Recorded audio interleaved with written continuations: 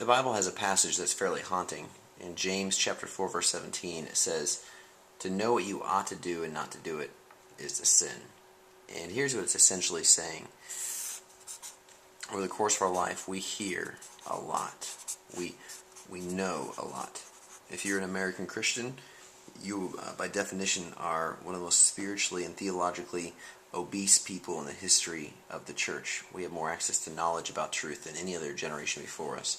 And yet, sadly, there's rarely a correlation between our increased knowledge and living that out. And yet the Bible calls this obedience, and it calls the gap between what we know and what we do as sin.